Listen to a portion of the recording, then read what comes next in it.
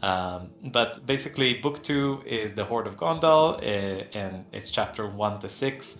It's different standalone adventures, starting from Vermin Horde, Flesh to Stone, Wild Hunt, Astral Voyage, Saurian Isles, and Legion of Steel, which is this month. And these 6 adventures are connected by an overarching storyline, which we're hoping that a few streamers might start doing soon. By the way, I think nobody knows except for me. So that's exciting that we'll get some streamers. There's a guy who did the longest D&D stream in the world. I think it was 19 days doing Dungeon of the Mad Maid, and he might do some streams for us. We'll see. So that's exciting. Yeah, so we have a lot going on, and now we're starting to plan book 3 and book 4 and get some external writers involved, and which are all going to be working with us very closely, which will allow us to do more things in hopefully a less stressful way, so that we can get the stuff without, company growing, the good thing. But yeah, we're also excited to get this fresh energy and fresh view into our creations. Nice. I think with that we should just start jumping off, right? Because we're ending book 2 now, which was like a bit of more of a connected like campaign if you want to play each of these monthly adventures, and they accumulate in Legion of Steel. Daniel, why won't you just start off with like the setup and walk us through it a bit? Right, yeah, so you're right. Legion of Steel is the last installment in the Horde of Gondal, right? The campaign. It's designed so that you can play it on its own, but I think it kind of really comes alive when it's done as like a finale. It feels like a finale. So it starts off with you being you, the players, being like sent out to figure out why a town has stopped, like has basically gone missing, right? Has stopped responding, has stopped sending messengers to kind of the larger city that's in the area, right? So like a lot of the adventures we've done for this whole chain, right? It's kind of centered around this city called Marillion, right? And the idea is it's sort of the only big city in the area. All the other stuff has kind of crumbled, and there's little towns on the frontiers around, but they're all kind of very separate, and they're all kind of under the umbrella of this thing, right? So the idea is you're sent to figure out what's gone on, right? And you get there, nobody's there. Town is abandoned. Everyone appears to either be like missing or dead, right?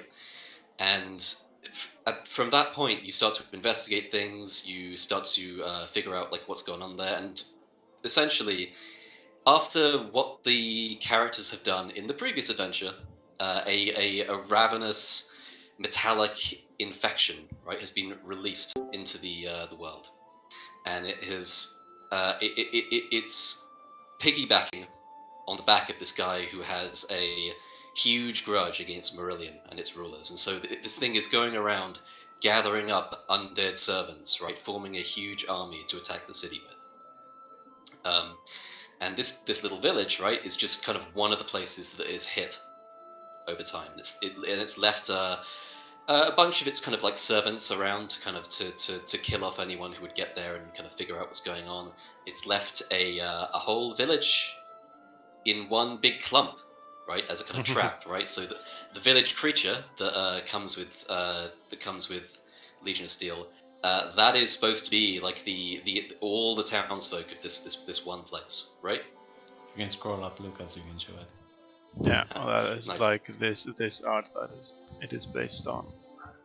Yeah. So, yeah, so basically the first part of the adventure is coming to the realization that the city is under this incredible threat, right? And the second part is getting back there and navigating the kind of political landscape a little bit, and also trying to figure out how to get the city prepared for what's going on. So just like this is a high level adventure, right? This is a level 10 adventure, so at this point the characters should be kind of, you know, pretty well known and probably also like used to dealing with quite like ridiculous stuff, right? Some pretty insane things. And this is the kind of meant to be, you know, if you're running a campaign that has gotten to this point, this is kind of like the way to springboard for GMs into like the next kind of phase, right? The level 10 onwards phase where the characters are world players, right? So they have this whole kind of chapter, right, of the adventure where they're interacting with the kind of whole city, like they're interacting with the rulers, with the captain of the guard, and they're trying to figure out like how to get everything shipshape just in time. And then the final part of the adventure is essentially a gigantic mini game that we spent a long time designing, where you do basically you defend the whole city. You act as commanders for Marilium's armies, and you defend against the gigantic horde of the undead, right? And we wanted to make this. We wanted to make it so that like the players can make interesting tactical choices as a group, but they can also use everything on their character sheet, right? So it took us quite a while to figure this out and to get it working, but I think it does work pretty well. And we also managed to make it so that like if you've been playing the whole adventure up to this point, you can do stuff to bring in people you've met from previous stuff, right? You like say you've made friends with the elves in Wild Hunt, right? There are ways to kind of, if you're thinking clearly about it and you're planning in advance, to get a bunch of elvish warriors to come help you, kind of Helm's Deep style, right? And of course the final fight in the whole thing is Gaundal the Undying, right? So this infected undead dragon that kind of swoops down from above the clouds to descend on the city, right? That is Legion of Steel. Anything I didn't cover? And yeah, I think there Like- are a couple of themes I think that feel appropriate to mention here in the feeling of this thing. So the Gold. first thing would be, yeah, so the gold is really interesting because it's the reason why gold is worth something in this world. There's a whole bit of lore about it.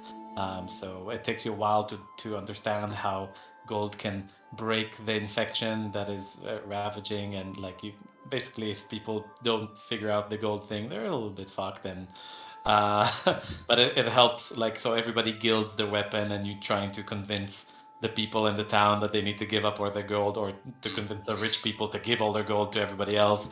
And like, if you don't manage to convince them, it can be a bit tricky. It's a little bit Game of Thrones-y in the way that, Cersei doesn't believe that they're undead, so you need to bring proof that there are undead. On top of that, it also feels a little bit like Attack on Titan, because you have these huge titans attacking the walls at some points. There are people who are coming out from the ground, and if you can show the map, scroll down a little bit, you will see that there are many zones, and it's a very complex and yet surprisingly fulfilling system to use, where you get to use your character sheet just as you know it, except from movement. Movement is abstract. But essentially you have rotating initiative starting from Z16 going inwards, and you're in command of armies, which some of them you might have saved before, so your decisions earlier in the adventure get you more armies to control. And then we have an interesting mechanic of 2 D100s that you roll at the same time, and they kind of distinguish in a turn how many of the horde of the undead were killed in that zone, and how many soldiers were killed.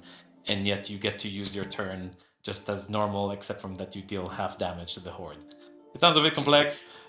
It's not really. So Yeah.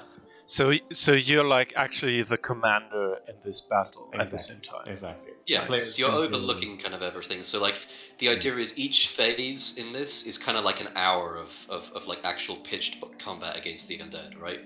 So like which is why like each hit point for like the undead hordes or the human kind of soldier units is kind of like a person, right?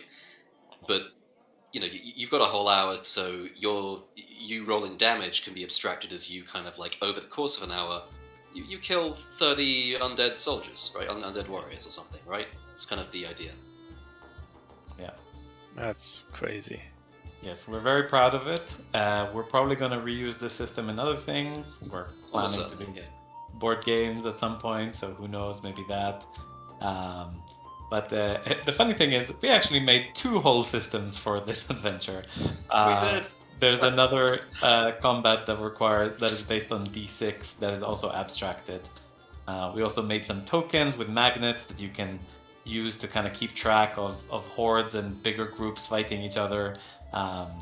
And there's a lot of gotcha moments that are pretty terrifying. Like, for example, at the end of Phase 5, you fought all those surprise things. Things came from the sewers, things came over the walls, things came from the river, and then the dragon comes at the end, in the middle of the town, and where basically everybody's congregated, and you need to go fight it in a normal D&D fight. So it's a pretty exciting thing. I think probably the siege would take a session or 2, realistically. It's fun to do. We're very excited about it. Nice. I think because we've got a lot to cover, and this is like one of the last things of 2022, right? I think before we go into the marshes and mad lads, like some of the like slightly more like organizational things is this is the end of the second book, as we mentioned it, right? And some things that happen is like 2 questions. One is like on the side of the adventures is like, is it instantly like the book 3? How exactly does it work? And the other thing is like a bit of more different question, which is like regarding like Kickstarter things, and also I think we are thinking about like switching away from Google Drive to another server. So like these kind of changes like on to 2023, what is happening there? So a few updates. Yes, we have tested this month both to have My Airbridge, which is a file delivery system that probably everybody in here is aware of. And if you're not, it's fantastic. And a lot of the bigger creators on Mammoth Factory use it. I'm not going to mention names. But like people are, it's a very good, sturdy system which allows you to download things faster. It allows us to upload faster. It's cleaner. Also seems a bit more professional, to be honest, than sending a Google Drive link. And we're very happy with it. The response has been very positive. So we are from next month officially not using Google Drive links. And if any, those links were temporary. They come for 1 month anyway, and we deactivate them after 1 month, and then all your files are available on Mammoth Factory after that. That's how we've been doing it anyway. This is not new to the system, just making sure people know. The other question, yes, the book ends here. For now, it's the end of that journey, and book 3 will be. We're actually not sure. We're kind of debating between 2 different paths from many reasons. But the next 2 releases are actually, I don't want to say bookless. They're kind of part of Eora. Eora is the world of which the Horde of Gondal, this book 2 arc, is a part of, meaning that you can play it either before or during as a side quest or that kind of thing. The next adventure, Marshes and Mad Lads, which is our Goblinoids release, which we'll get to in a second. That's a low-level adventure, so you can easily play that as you're getting to know the city, or if you want to introduce the world. But it's not part of the story arc, if that makes sense. And generally, we're kind of looking into more low-level things because you guys have been asking for it, so we're gonna try to deliver on that. However, playtesting for book 3 is already on the way, and some ideas for book 4 are already there, and there's a lot of exciting things in the pipeline. Sweet. Are there any questions regarding like these topics before we go into like some of the spoilers for the Marshes and Marshes and Mad Lads? I'm sorry. Just before the questions, regarding Kickstarter, We classic Kickstarter situation. We are late. Christmas and doing so this month we did a double month to kind of bring our pipeline back so that we can start releasing hopefully the adventure earlier in the month and get all the visuals earlier for you guys as well and do marketing and all sorts. It's very good for us, but it means that during the month of Christmas, we decided to do double the amount of work on all departments. Yay. Which was a bit nuts. So, hence why some of the renders are not here or some other things, and hence why we've been a bit late on other things. This is all us putting double the amount of effort, which was already crazy amount of effort, to bring everything backwards so that we can be more organized and more on time and less stressed out by stressing ourselves out. Yay! And regarding Kickstarter, can we show actually some of the Kickstarter stuff? Yeah. So we've been working on some of the covers. So, for example, this is the new cover. So we've actually taken our minis and a very talented Cullum, which is our illustrator, has taken them and painted them into these places with our logos, so it doesn't look just like 3D renders anymore. It looks like an actual adventure. We're very happy with it. They look fantastic. I don't know if we have all of them here, but we definitely have some of them. Not quite, but some. And one of the most amazing things is some new maps, right? Yes, so we started to look into isometric area maps to kind of explain the overview of the adventure. So this is Temple of Time. We've had area maps before, but this is us experimenting with it, and we're very happy with it. Hopefully, it will be very useful to kind of understand quickly what's going on in the adventure. It was one of the Kickstarter stretch goals. So these things take time. So that's why we're a little bit later than we expected, including doing the double month. So we're in the final stages of finalizing the Kickstarter PDF. That includes all book 1 adventures, which includes all of these covers and all of these maps. Most of the Roll20 and the Foundry things are done.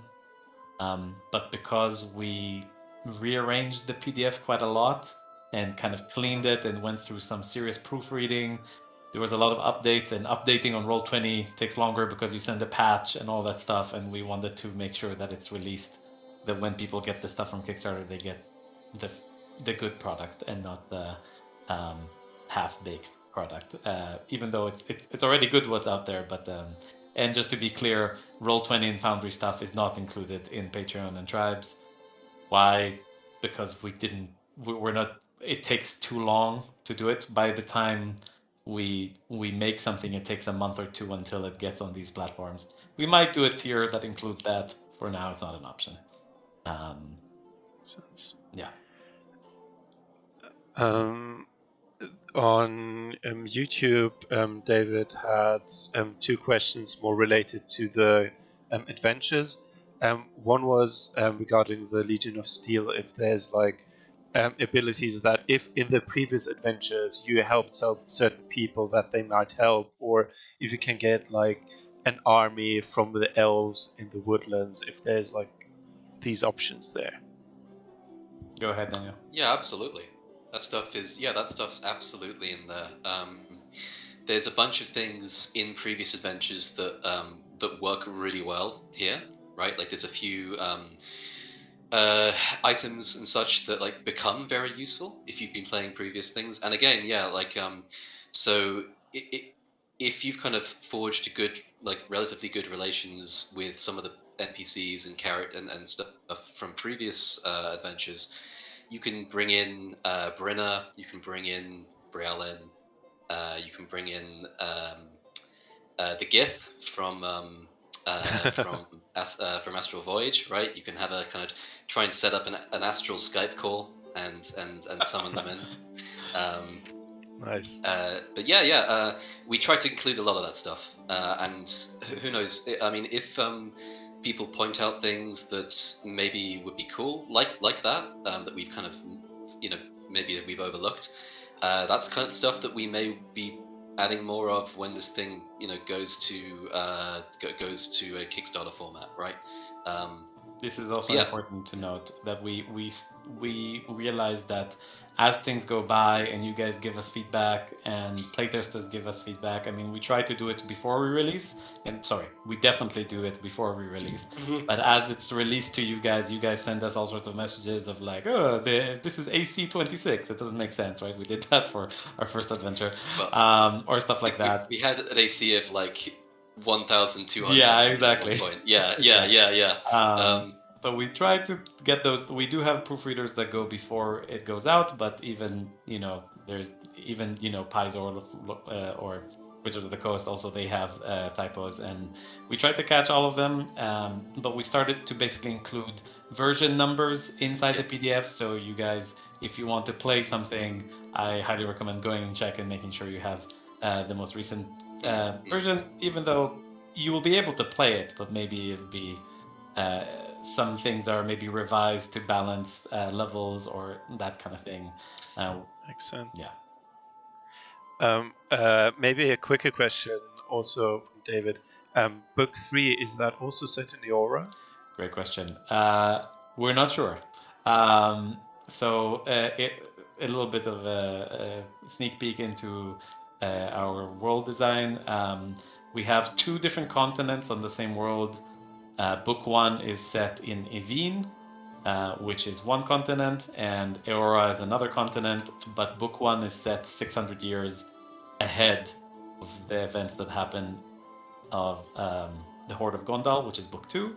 Book 3 will either be an expansion of Eora, or it will be a completely different setting, which is very unique and interesting, but I'm not going to reveal that yet.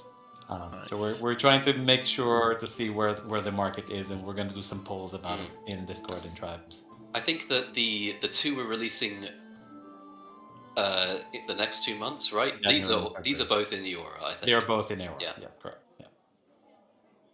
And they're technically like expansions of Book 2, if that makes sense. Yeah. Any other questions? Also, all the people who are here on Discord with a voice, if you want to tap in with a question or a comment, feel free. This is the time. No? Okay. Yeah, maybe later on.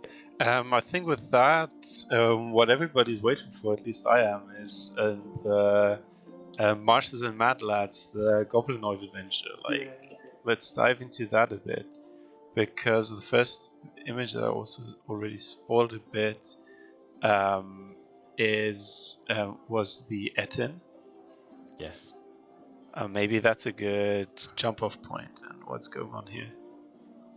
Daniel, me? Who's doing that? I think you know a bit more about this, don't you? Okay. Yeah. So a little sneak peek about the lore of what's happening in this adventure is basically we have it's a low-level adventure. It's level 3. Finally, you guys do not know how hard it is to write a level 3 adventure with so many epic minis. Like, how do you justify low-level adventures fighting all these things? It's quite tricky to do, but we're very happy to announce that it's possible, and a few TPKs went into balancing this out. And essentially, this is we basically go through the process of we've invented some goblin lore, which we're very proud of, and there are so goblinoids that are higher up in the rank, like hobgoblins and bugbears.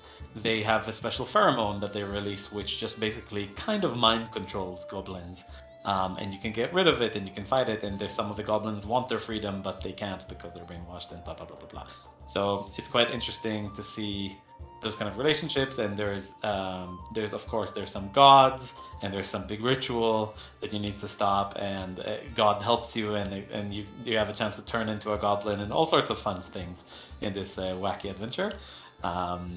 But we're also incredibly proud of these minis. I think it's one of our best release yet, and it's so interesting and difficult to make something as simple as goblins look cool or interesting, dynamic and original in some way. And I think in our team we feel like we definitely managed to do it.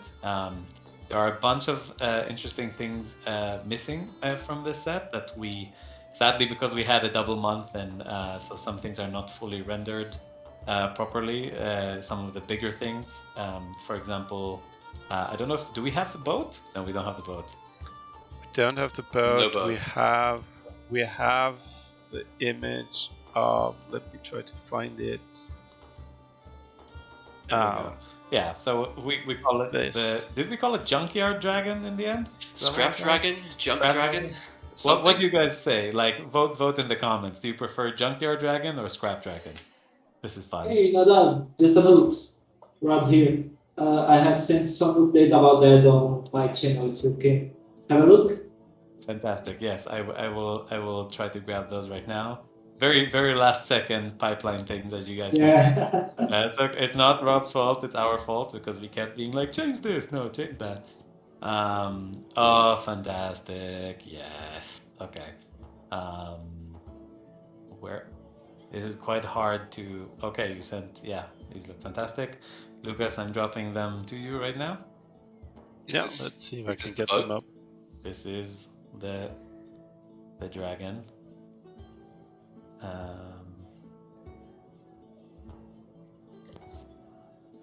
Do you see it? Yes. Oh, that's crazy. Fantastic. There we go. So you can show these three. Thank you, Rod. Rodrigo is our friend from one of our upcoming super talents. We're very. Oh. Sorry, got excited. Okay, Spain. Okay, cool. So for those who don't know, we started to incorporate some of our inner team, some of our painters, and some of our people who are working within our company. We basically sent. We wrote a bunch of one shots for the Kickstarter that are they're stretch goals, so they're still in the pipeline and they will come at some point. But we collaborated with maybe 5 or 6 other writers for this, and 2 of them are in-house, which we're very happy with. And we're writing. So Zane is the head of our so many things he does, but he does a lot of our marketing, and he helps us with all sorts of. There is a way to say this, but I'm forgetting because English is not my first language. Operations, thank you. With many things, and he is the brainchild of this adventure with us, and we workshop this very hard. And this dragon, this junkyard dragon, did anybody vote? Did anybody write that they said they preferred anything? Well, 2 people definitely were for Scrapyard Dragon. Scrapyard Dragon or Scrap Dragon? No, Scrap Dragon. Scrap Dragon is the vote. Okay, cool. There we go. Scrap Dragon it is. This is a very interesting mini because it's huge and you can remove parts of it, and then you can have goblins. You need 3 goblins to operate it, but more will be revealed in the next when we break this adventure down for you guys. Okay, more Scrap Dragon votes. Great, fantastic. Yeah. There we go. That's nice. What's the next? What's next on the next is a very small interlude question. Is it still possible to pledge for the Book 1 Kickstarter? Great question. Pledge Manager has been delayed for all sorts of various reasons. Right now, if you go still to Mammoth Factory, there's a late pledge. It's a little bit. I think it's $10 or $20, depending on the tier. It's only the all-in ones are available. If you did pledge on the Kickstarter, there is the Pledge Manager will be open hopefully within the next 10 days. There's been multiple issues of how, and not everything will be. You won't be able to get everything. So if you got the $1, you won't be able to upgrade to like 1 STL. You can only get either 3 STLs or the all-in. There are a few pledges that were only available for the Kickstarter, and we didn't know because it was our first time doing it, and we actually made it so much more complicated for ourselves than we thought. So trying to figure that out. But yes, the Pledge Manager for the all-in tier is still open. Go grab it. It won't be nice. Maybe Thanks. a month or 2. Just because I love the wargs. Like, I mean, is there something special about that Oh design? wow, I haven't seen Because these yet. they're just striking. Yes. It's kind of an interesting thing between wargs and goblins because wargs are arguably more intelligent than goblins. So Smarter, how are right? goblins? Yeah. Yeah. Or sometimes, yeah. How are goblins riding them? It's kind of confusing. And like, what's the power dynamic? Like, if anybody's That's what I'm supporting right now. Hey, Michael. Nice. Michael the machine. Yeah, we're excited. There was going to be two versions. People told us that the mounts need to have with how do you call them, saddles, and without saddles. So we've listened and we are doing that. So we're going to have wargs with saddles and without saddles, and versions Nice. of goblins that can be on top and not. Looking into modular things, but we're not quite there yet. Sweet. The goblins designed, like, there's always this thing between, like, do you make them monstrous? Do you make them cute? Do you make them more human-like? What was the tension there? I think Daniel wanted them scary, and I wanted them silly, and they ended up more scary. So I think I lost that fight. They're cool. They're very I think cool. they look pretty silly. Well, there's one they look exception, pretty silly. right? They look cool. Yeah. So this is a piece of art we didn't reveal actually.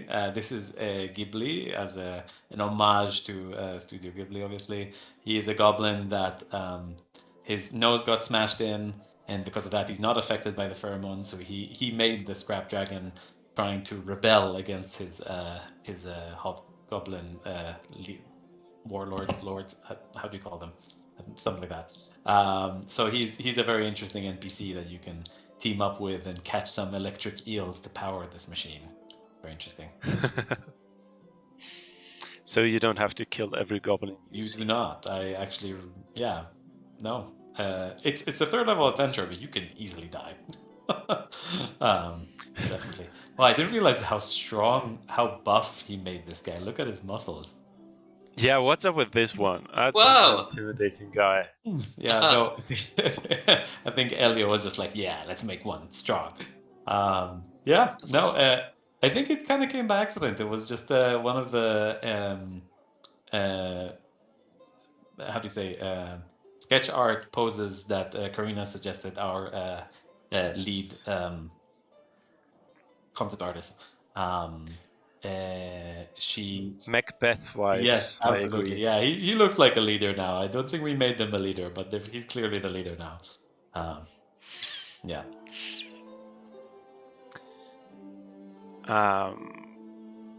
Just some more examples. We've seen that one before, and I think with that, is there something regarding that? We got some responses. Do you already want to just sneak peek some concept art of what comes next? Maybe let's open a little bit for questions, and then we'll talk about the next set, because we finally have, we have the concept art. A few sneak peeks, but wait, yeah. So any questions regarding this or the Kickstarter or anything like that? Feel free to unmute yourself if you want to ask via audio here. Graysons, for book 2, there's no Kickstarter up yet. No. There isn't. It doesn't mean there won't be. We have it planned probably. We don't know. So generally speaking, depending what you want. If you just want the STLs, it tends to be better to be subscribed to the Patreon. You get it earlier. You also get to have input on how you like them, how you like the minis to be, and ideas and requests and all that kind of thing. So yeah, being on Patreon or Tribes is cheaper than waiting for the Kickstarter.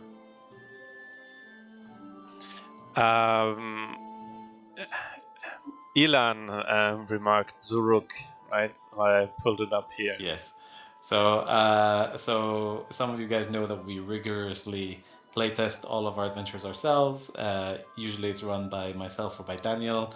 And we have playtesters who are people inside the company, like Lucas and Ilan, who is here, and some other people who are sometimes here. And this bugbear strange man is one of our playtesters' character, which we got to immortalize. Actually, a lot of the NPCs that we've made so far were to respect all those playtesters that died horrible deaths. No, I'm joking. They actually kicked ass. But we've immortalized them in NPC form. Anything else? Questions, guys? Remarks? Thoughts? I'm not watching the YouTube. Yeah. No, Is the book 2 also going to have a roll 20 and a physical book? Yes. Okay. Yes. It will probably need to be slightly more expensive than what we've done so far, because big, colorful books in high quality is expensive to make, especially in small amounts. We are thinking of getting our books once we produce book 1 to get it into shops. So we will be producing probably more than the couple of hundred that we got from the Kickstarter.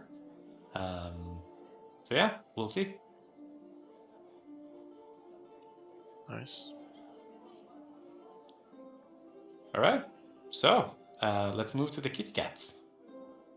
Yes. Yeah, kitty cats, because I've got a first picture here. What's this about? Then no, it's About cats. We made cats. You wanted cats, we made cats. No. I mean, you say no, but that is how this started. yeah, absolutely. Yeah, I mean, we just thought we'd make an entire set of feline kind of themed stuff. So all these sort of like cat-like kind of player character-y species. A bunch of the other stuff you'd associate with this kind of thing, sphinxes, that sort of thing. Yeah, and I got that, Daniel. That's impressive. Very nice. Very nice. Oh, yeah. Yes. Good. Very good. I don't know how much we want to say about the adventure for this at the moment, or like any of that much. stuff. They can probably get the gist from the style of the clothing. Let's see. Yeah, that's good. Yeah. Yeah. But it's kind of lion people and cat people, and there are sphinxes, and there is rakashasha. There's this, right? Is this? I don't know. Is this open? Is this basic rules? I'm not sure. Rakshasa is not from that game. It is from. Okay, fantastic. It's from Hindu mythology. Fantastic. Yeah. So this is actually not at all what the mini looks like. No. The mini looks actually much better, but this was the beginning concept art for it. It's come a long way from there. Very excited about this guy, and he can summon a bunch of demon tigers, I guess. Kind of like the invented some hellhounds, but cats. But sort of tigers, right? Tigers. Tigerish cat devils. There's a tiger on fire with some horns. Yes, that exists. Yeah. Yes, we're not showing them yet because they're not ready to be shown. The reverse thumb is there. That's correct. The Rakshasa trademark. Yes, or David likes to call them rakashasha. Rakchacha. Rakashasha. We're actually gonna. There's a surprise. You know how every month we make like a cute mini or like a small mini. This month with the cats is gonna be a silly mini. Hint, hint. That's all you get. Yes. Ooh, and is Brogan here? Yeah, Brogan. Check this out, mate. Are you here? Brogan's You can here. unmute. Yeah, Brogan. I think I see Brogan. Yeah, I see Brogan. I see Brogan, but I think he's muted. Maybe he went to get some coffee. Well, Recognize that. Well, do you see this? I see that. Yeah, that's a surprise. Yeah. So Brogan was one of our VIP contributors on the Kickstarter, and he commissioned the mini. And we worked back and forth. I don't know how many times. 6 times. He thought about something, and then he made it just covered in a lot of. It was only twice, but I'm sure for you it felt like it was 10 times. Yes. No, definitely more than twice, I think. Well, maybe I'm wrong, but it was a lot of back and forth on how to make something, and he made something too simple. I was like, no, man, come on, go for it. Make something that will be, a challenge to make. And boy, this was a challenge. Very tricky to make something, a dancer that is still respectful. As a male creator, I always kind of feel like, ugh. But I think we nailed it, and she looks badass. And I'm very impressed with his art that Chadash did, our other concept artist. And Yeah, I'm that's very excited. that's awesome. I like the. I was a bit worried that the daggers would look a bit weird, but I like that. Nice. And Nice. she should be coming with, I think, with the cat people. The cats, right? Yeah. Would fit, right? Yes. When I see that, I'm instantly thinking, like, as a painter, to do like the translucent clothes on skin. It's always fun challenge. Super tricky. Absolutely. I think we've got 2 more cat-related images. We've seen Oh. these just together now.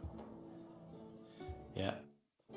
And this cutie. Sorry, guy, where are you posting? I'm trying to find the where you are posting, but I don't know where. I mean, I'm always So like this is always. David, our head sculptor, and he's a bit technically lost. Hey, come on, what are you gonna say?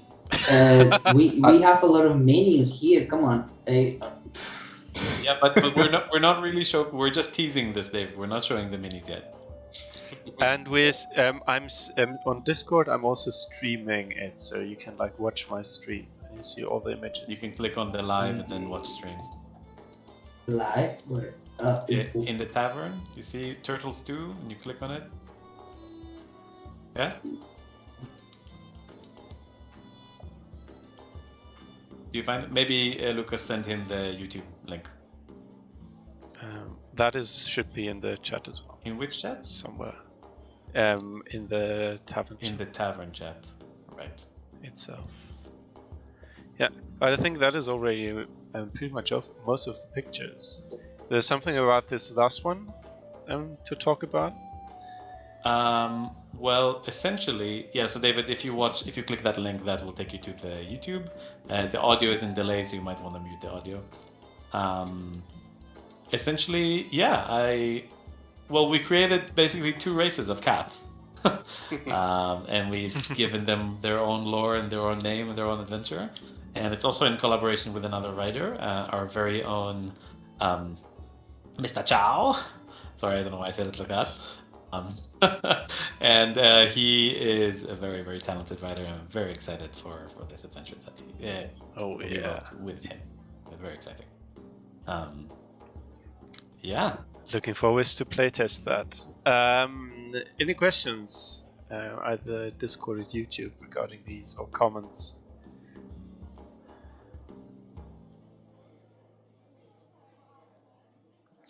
Guess not. I guess not. There's one small,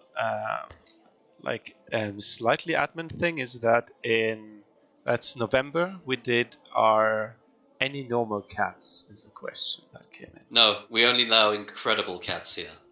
No normal cats. You mean like a cat mini, like of a cat? Yes.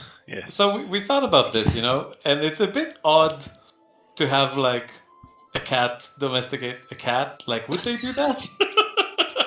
It feels a bit weird. It's like me having a baby as a like it's odd, right? It's sort of having the slaves, whole, kind of goofy Pluto thing, right? Or maybe it's a bit like humans having monkeys as pets. Yeah, there's some people who have like pet monkeys. Well, that's how I treat all my friends' kids. Fantastic. No normal cats for now. No. Sadly. Maybe David goes crazy, but not like. Okay. With that, a small thing is in November we did our first more regular painting competition, and just 3 images of our winners for those who missed them. This amazing Treyas. Let me just give credit where credit is due. I hope This mini is so great. Like really captured the ballsiness of this character, and we really like this one. That's why it won.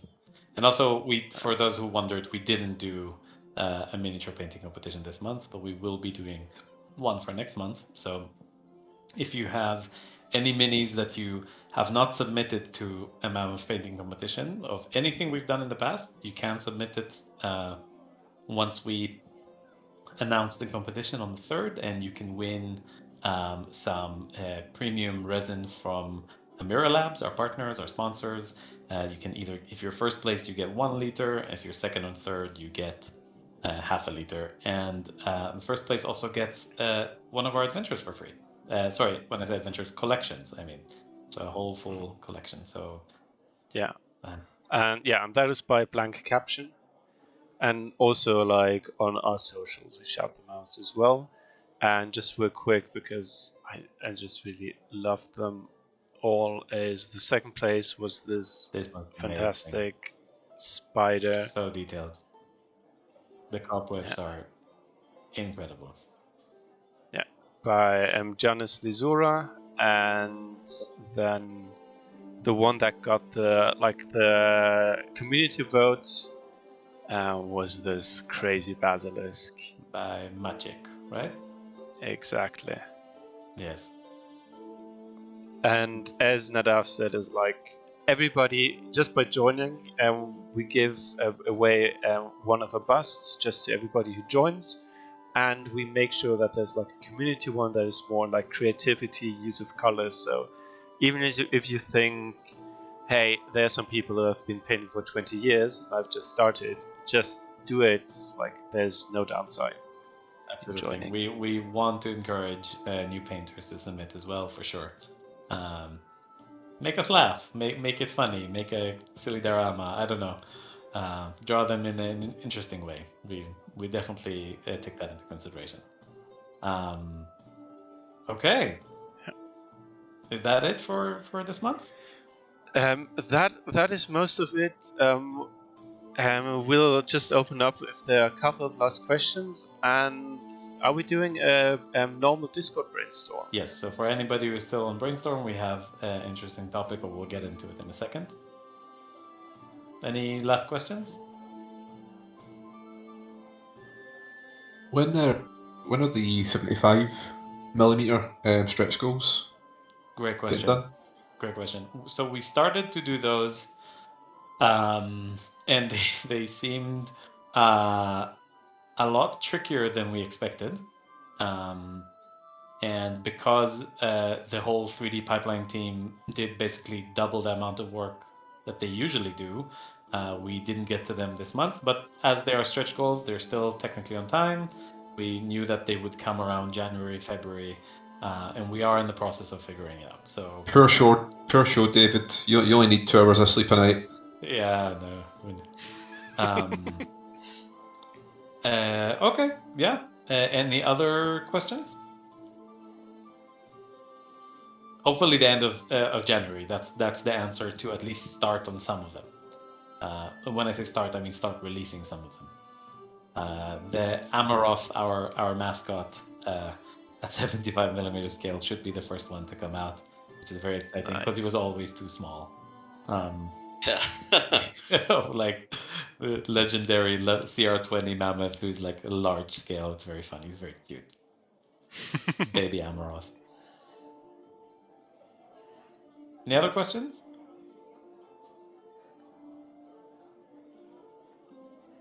And if anything ever happens, just ask it on Discord, right? We respond. Nadav as well is always there looking what people have, feedback and questions. And as with the cat adventure, like, looks like they're always taken up. I've got one question, which is, when should we expect the paper minis? And can we also expect to get one for like Santa Claus? I assume that would be Santa's. So when you say the paper minis, oh, you mean the paper minis for this month? Paper minis for this month will come when the adventure comes out. They are ready. Callum did fantastic work on them. So they will come with the VTT tokens. We didn't show them, right? You happen to show? No. No, okay. I did not. That's okay. But yeah, they are ready, and the VT tokens are also ready, and they look great. and they are in a link as a QR code in the PDF. So even if you don't actually need to go download them directly, that's actually quite an important change. We made that all the previous adventures, they all have a QR code and a link, a clickable link that you can either scan or click on the link, and it sends you to a Google Drive, which has all the battle maps, all the paper minis, all the VTT tokens. It's all in one place. So if you have the PDF, you have the whole adventure and everything you need to run it, except for the minis, of course. If you want to 3D print, that's a different thing. But the PDFs are kind of they're full things. Like you want to, I shouldn't say send them to your friend, but send them to yourself, I guess. Yeah. But Santa's being its own thing. He doesn't have. He does not have a paper mini. No. Probably something we should have done, but we didn't. Yeah, and there's no time now. No. Yeah, but thanks for mentioning Yes. Good question. Probably something we could do though. We could do that. We'll make a note. All right. Nice. Thank you very much, everybody. It's a good. Yep. Happy New Year, Merry Christmas, Chanukah Sameach, if anybody is Jewish, or Kwanzaa, I don't know. And thank you so much for being a part of this this rampage, and we will see you next month. And for all those on Discord, keep hanging out. We're going to be doing our little brainstorm about interesting minis and other things. Thank you. Nice. Thanks.